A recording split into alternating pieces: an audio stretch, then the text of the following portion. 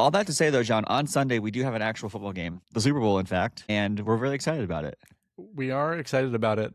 I think it's a funny, like, I guess a trifecta of unfortunate reversals that are happening in this podcast, because in a weird way, the New England Patriots maybe are not like America's team this year. I don't think that's true. But there are a lot of people that I've talked to that are like, I hate to say it, but I'm rooting for the Patriots this year. Like, there are a lot of people who hated them back in the day.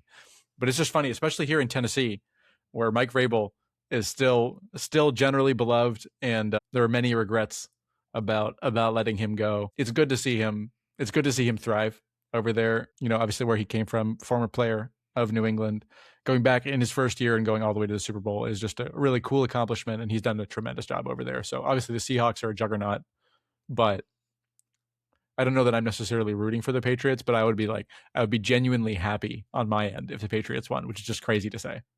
Interestingly, it's the same thing here in North Carolina. Drake May is a Charlotte kid who went to UNC Chapel Hill, and so he has a lot of love in this area. Mm-hmm. I'm obviously like very pleased with the Super Bowl based on my predictions. Yes, we need to acknowledge this. Before the playoffs, you picked Seahawks beating Patriots in the Super Bowl, and here we are. And you have an opportunity to for the first time ever in Crunchy Tackle's history, successfully predict both the Super Bowl competitors and the winner of the Super Bowl, which has just literally never happened. Yeah, I mean, I'm obviously not going to deviate from my choice of the Seahawks. I think to me, it felt quite simple that these are the two best balanced teams. Like the team rankings prove this. We're talking about the New England is the number 2 offense and the number 4 defense in the NFL. The Seahawks are the number 3 offense and the number 1 defense in the NFL. Like, we're talking about two just amazingly well-rounded elite teams on both sides of the football. We're looking at like a truly awesome matchup. I hope this game is really good. We're looking at 2 quarterbacks who are going to win for the first time the Super Bowl, either Sam Darnold after an interesting career or Drake May in his like second season, which would be super exciting. And I think he's a really likable guy. And I'm not going to change my pick. Of course, I'm picking the Seattle. I think for the second straight year, Drake is going to be taking a high profile loss in the Super Bowl, which is just tremendous. Not the same Drake. Not the same Drake, but a Drake well, which is really funny. I was thinking about that the other day. I was like, I have not even heard the name Drake, referring to the rapper. Right, yeah. Basically since like March of last year. Like the Super Bowl, genuinely, like he could be gone. He could have been like abducted by aliens and we'd have no idea. So Kendrick Lamar, undisputed champion. He didn't even have anything to do at the Grammys last night. But I didn't see Drake anywhere to be found. I don't know if he Kendrick was there. Kendrick won a Grammy. Oh, did he? Yeah. For what? Did he have a song? Yeah. Oh, I didn't. Okay. A song with SZA. Anyway. I don't know. Anyway. How much I keep up. But anyway, just to note that Kendrick Lamar's Super Bowl performance did in fact end Drake's career, which is very exciting. Back to the Super Bowl though. So last time we had this matchup was 2015. Yeah. The iconic Russell Wilson, Tom Brady. Yeah, this is one of the most like dramatic games in Super Bowl history. Probably the most. I mean, well, I guess we've had a few really dramatic endings in the Tom Brady era, but the Malcolm Butler interception to kill the Seahawks is one of the most dramatic endings to a Super Bowl of all time. And I don't know, it's funny. I was thinking about this game, and you know, it is obviously a different setup. I would say that to me, even though the Seahawks maybe have a couple weaknesses, to me they feel like the juggernaut. But there is some deja vu here. The Patriots, you know, lean on a very pass-heavy offense. Drake May has been central to their success, but also their defense has been really good, which was always a highlight of a Bill Belichick team.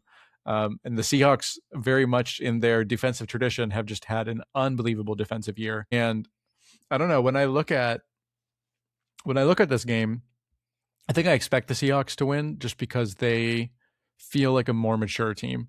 They feel like a team that is ready. Like they swatted aside the Rams ultimately. Like the Rams did push them, but it never felt like Seattle was on the ropes. And that was a really good game. They destroyed the 49ers.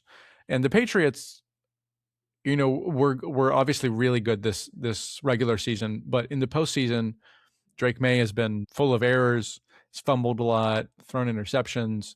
The Seahawks have not committed a single offensive turnover this entire playoffs. Obviously, they had a game less, but still, Darnold has taken care of the ball, and they have forced turnovers, which, the Patriots is one of their specialties is forcing turnovers this year, which was not really true for the Seahawks in the regular season. But now that we're in the postseason, like, they are playing lockdown football.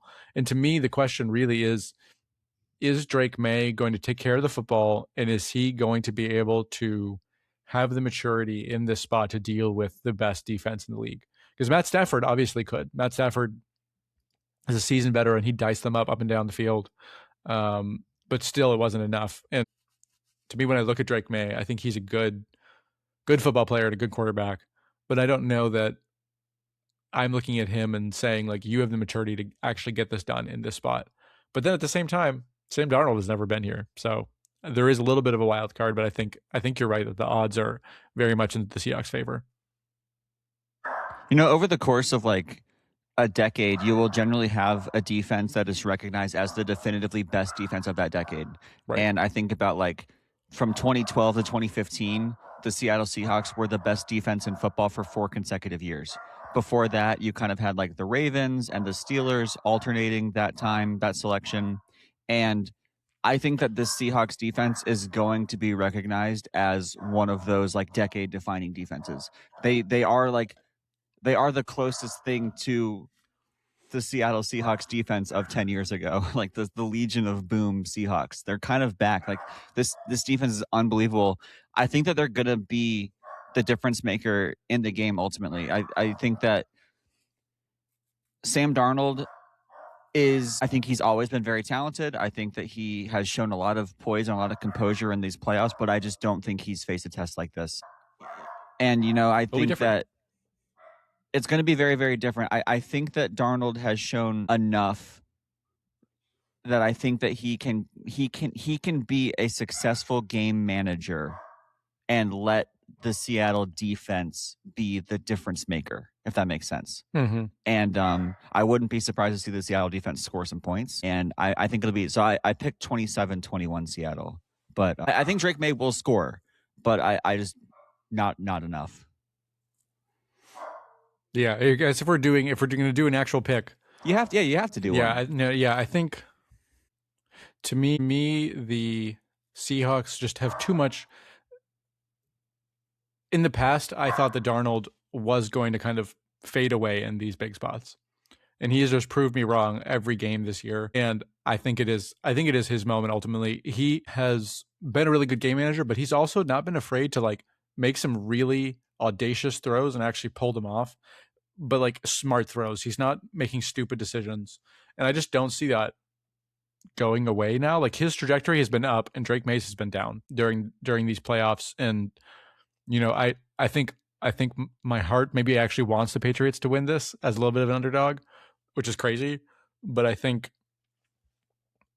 when you look at the matchup, I think I'm going to go with Seahawks 31, Patriots 24. I like that. In closing, let me say this. Patrick Mahomes, Josh Allen, Lamar Jackson, Joe Burrow, whoever the future quarterback of the Pittsburgh Steelers is going to be, Drake May is like going to win a Super Bowl. Like for those guys I just mentioned, like their windows are all open. Like I think Josh Allen has a good chance at winning Super Bowl. I think Mahomes will win another one. But like it's not like we've been talking about the AFC as if it was a big 2 for a while or a big 3 with Baltimore. I do not believe that anymore. I think the Patriots are as good as any team in that conference, and they're not going anywhere. I would be shocked if Vrabel and May together don't win a Super Bowl. I would be absolutely stunned if it doesn't happen for them. Which is very exciting, and we wish them nothing but the best over here in Tennessee. Crying a little bit. We'll see how Robert Saleh does, but I want Big Mike back.